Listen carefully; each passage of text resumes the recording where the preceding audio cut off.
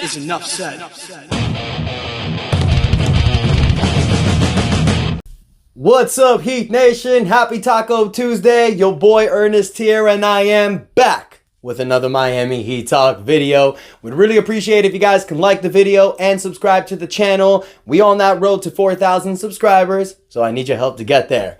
Now I'm ready, you guys. Let's rock and roll on another Miami Heat Talk adventure. For those of you that wish me good health, because of me and my family, going through that stomach virus we had the last few days. So sorry I wasn't able to post some videos for you guys over the weekend, but I got you two yesterday. But I appreciate everybody sending their well wishes. I really appreciate that, you guys. It really means a lot to me.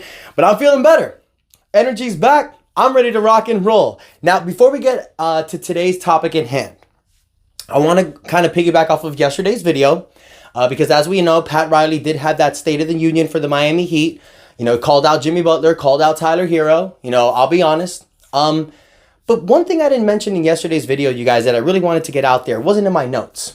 But when I was watching Pat Riley's interview again, I know a lot of people will look at this interview and they'll think back at 2014 when Pat Riley called out LeBron James, Dwayne Wade, and Chris Bosh, who were becoming upcoming free agents in the 2014 offseason.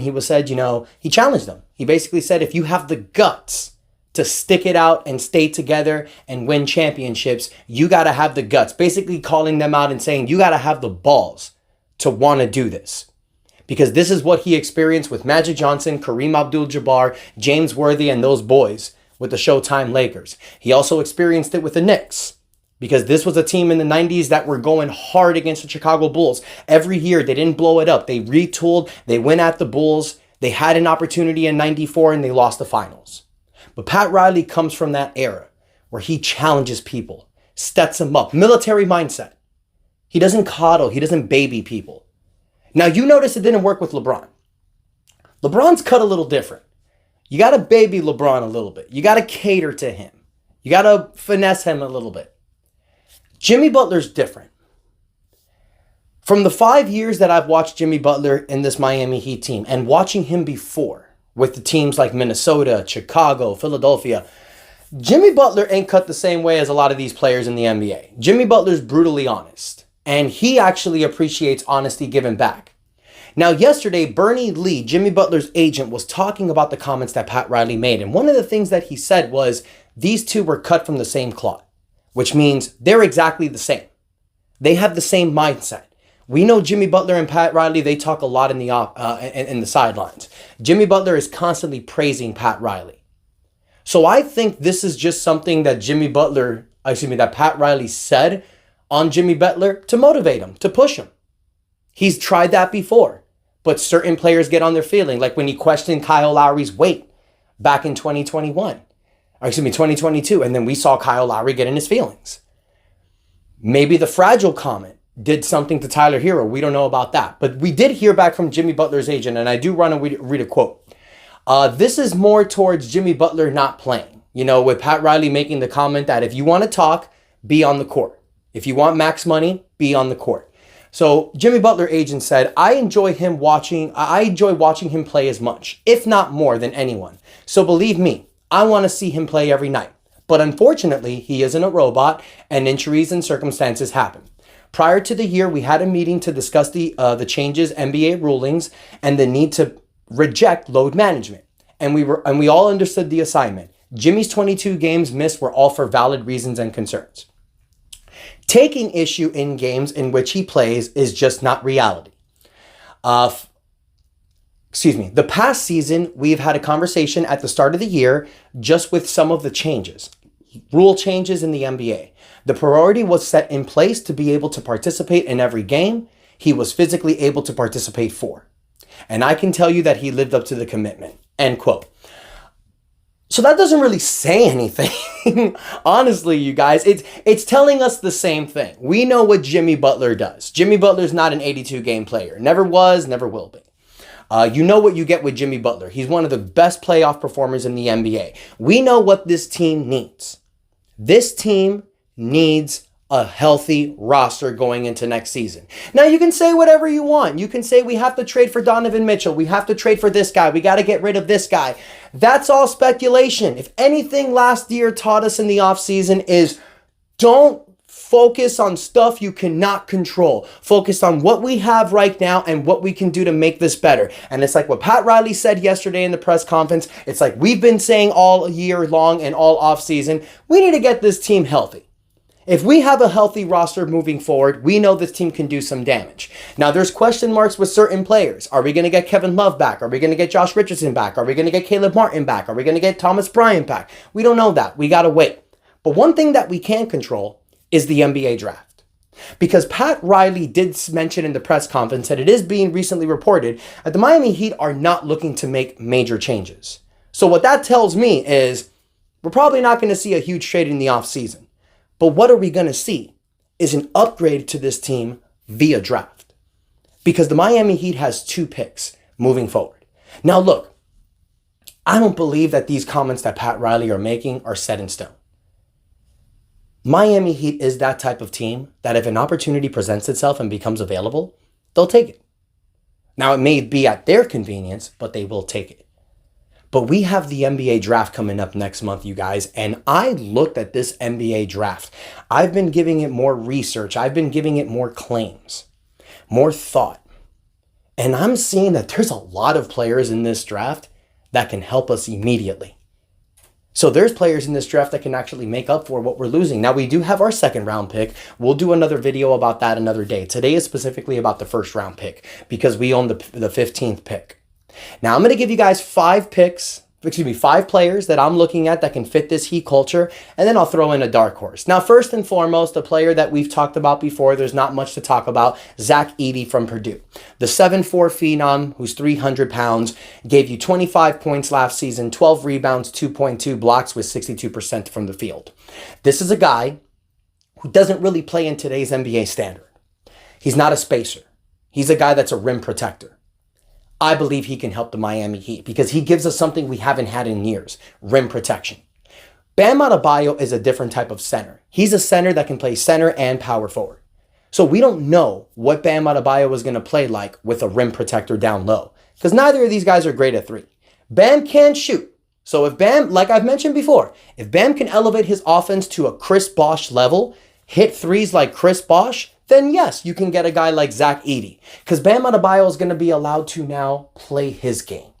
He doesn't have to overhaul himself as the center. I want to see the Miami Heat get a center because I want Bam Adebayo to play his natural power forward position. But the way that Eric Spoelstra coaches, Bam is better at the 5. But what you really see from Coach Spoelstra's mad science mindset, if you can say, I've seen Coach Spoelstra use Bam Adebayo as the 4, but because you had a spacer at the 5. So that's going to be another option that I give you guys. Now, this guy is, all these guys that I'm giving you, they're projected around the 14th to 20th mark. So they're all in that 15th level that the Miami Heat can draft. But this guy from Duke, I love. I might butcher his name, I'm very sorry. Kyle Filipowski. 7 feet tall, 248 pounds. This dude is a stat filler. He averaged 16.4 per game last year from Duke, 32 minutes a game, 8.8 rebounds, 1.5 blocks a game, 2.8 assists a game. So this guy can space the floor. He's 34% beyond the 3-point line, 35% technically, 50% from the field, but he also averages 1.1 steals a game. This is a guy that fills up the box sheets, but he's also a spacer.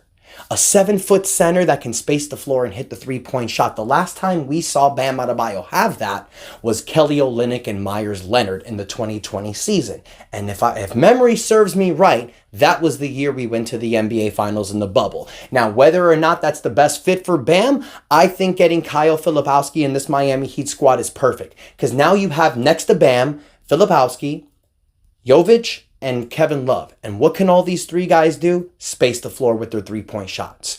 And they can all create with the ball in their hands. That gives us a different type of offense, today's type of NBA offense. So those are 2 big men that I have for you right there. Now, Zach Edey's projected to go pick around the 20s. And Filipowski is projected to go around the 18 to 20 area. So these are two guys that can fall into Miami Heat's lap. And why do we need these guys? Size presence. These guys give us what we need. But another thing that we need is a backup point guard. Now we have Josh Richardson, you have Tyler Hero that can play with the ball in his hand, but we need a point guard. And there's two guys that I'm eyeing.